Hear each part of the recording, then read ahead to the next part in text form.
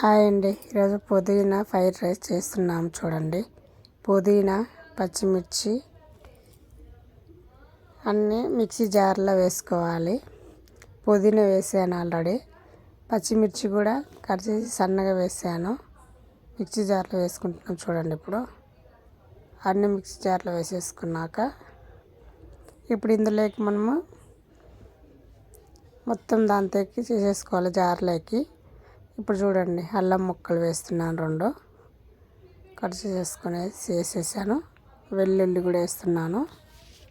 ఇప్పుడు already rice ఉడుకుతుంది చూడండి మనకు గ్యాస్ మీద.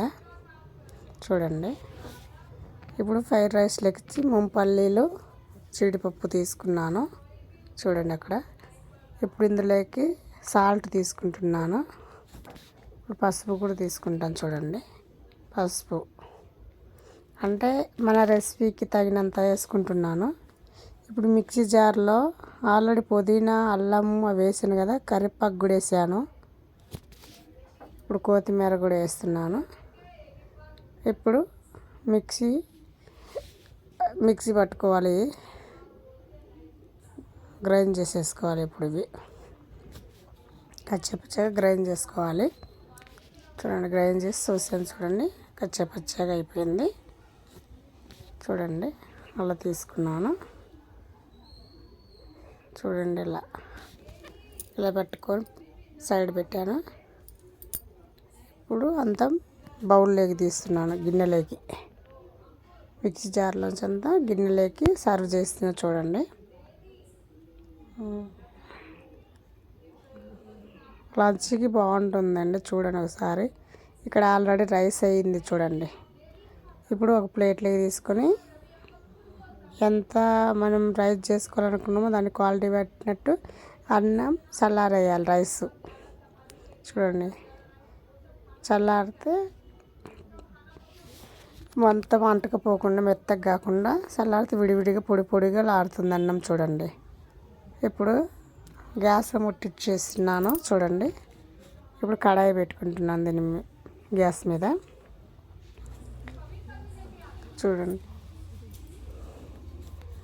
పుదీనా ఫ్రైడ్ రైస్ స్పైసీగా బాగుంటుంది లంచ్కి పిల్లలకి. నేను ఈరోజు పిల్లలకు లంచ్ కోసం చేస్తున్నాను. 2 టేబుల్ స్పూన్ నూనె కూడా వేస్తున్నాను చూడండి. చాలా బాగుంటుందండి పుదీనా రైస్. సపరేట్ కర్రీ చేయకుండా అన్నం వండుకుంటే అయిపోతుంది, ఫ్రై చేసేసుకుంటే. ఓకేనా చూడండి. ఇప్పుడు నూనె వేడెక్కేదాకా వేడి చేయాలి. నూనె వేడిగా అయ్యాక చూడండి. ఇప్పుడు నూనె వేడెక్కినాక అన్నం చల్లారుతుంది చూడండి. ఇక్కడ అన్నం చూపిస్తున్నాను. ఇట్లా అన్నం అంతా చల్లారింది ఇప్పుడైతే. ఓకేనండి, అన్నం చల్లారుతుంది. ఇప్పుడు ఇందులోకి నేను 1 టేబుల్ స్పూన్ ఆవాలు తీసుకుంటున్నా చూడండి. 1 టేబుల్ స్పూన్ ఆవాలు వేసాను. ఆవాలు చిటపట్లాడేంత వరకు ఉండాలి. ఇప్పుడు పల్లీలు కూడా వేసాను, ముంపల్లి చూడండి. ముంపల్లి కూడా వేసాను. ఇప్పుడు జీడిపప్పు కూడా వేస్తున్నాను. ఇవి కొంచెం బ్రౌన్ కలర్ వచ్చేంత వరకు కలబెట్టుకోవాలి. ఇప్పుడు ఆల్రెడీ నేను ఉప్పు, పసుపు తీసి పెట్టుకున్నాను కదా గిన్నెలో, అది కూడా వేస్తున్నాను. ఒకసారి అది కూడా ఫ్రై చేయాలి చూడండి. అట్లా కలబెట్టుకొని అది మిక్స్ అయ్యేంత వరకు అట్లా కలబెట్టుకోవాలి. మన రైస్కి తగినట్టు క్వాలిటీ ప్రకారం టేస్ట్ చూసుకోవాలి. ఉప్పు అయినా, పసుపు అయినా, ఏవైనా. నేనైతే నా రైస్కి తగినట్టు చేసుకున్నాను. ఇప్పుడు ఆల్రెడీ మిక్సీ జార్ వేసి పెట్టుకున్నాం కదా, పుదీనా, కరివేపాకు, కొత్తిమీర, పచ్చిమిర్చి, అవి అల్లం ముక్కలు. ఇప్పుడు అంత కలబెట్టుకున్నాము. పచ్చివాసన పోయిందాక కలబెట్టేసుకొని ఇప్పుడు రైస్ వేసుకుంటున్నాను చూడండి. ఇప్పుడు రైస్ వేసుకొని అంతా మిక్స్ అయ్యేదాకా కలబెట్టుకోవాలంతా. ఒక 5-6 మినిట్స్ మొత్తం ఫ్రై అయ్యేంత వరకు మొత్తం కలబెట్టుకోవాలి చూడండి. ఇలా మరీ హెవీగా కలబెడితే అన్నం మరీ మెత్తగా అయిపోతుంది కదా, అందుకని చూడండి. అట్లా మొత్తం అక్కడక్కడ మొత్తం మిక్స్ అయ్యేటట్టు చూసేసుకోవాలి అన్నం కూడా. అలా మొత్తం కలిసేటట్టు చూడండి. అన్నము లంచ్ బాక్స్కి ప్రిపేర్ చేసుకుని రెడీ అయిపోయింది చూడండి.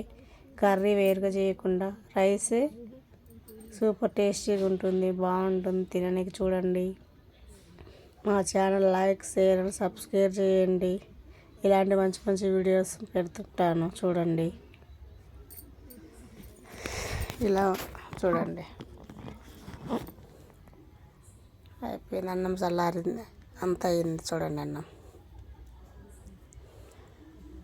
పుదీనా ఫ్రైడ్ రైస్ అయిపోయినది చూడండి. ఇప్పుడు లంచ్ బాక్స్లు చూస్తున్నాను చూడండి. ఇద్దరు పిల్లలకి లంచ్ కడతాను.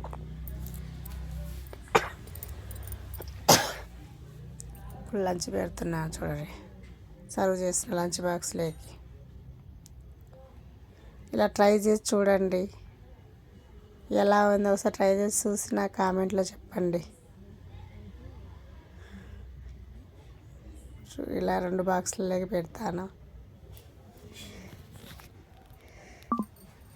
ఓకే, ఒక బాక్స్లో పెట్టాను, ఒక బాక్స్ కూడా పెడుతున్నాను చూడండి. సర్వ్ చేస్తున్నాను చూడండి. ఓకే, మా ఛానల్ చూస్తున్నారు కానీ లైక్, షేర్, సబ్స్క్రైబ్ చేసుకోవట్లేదు. ఒకసారి ట్రై చేసి చూడండి.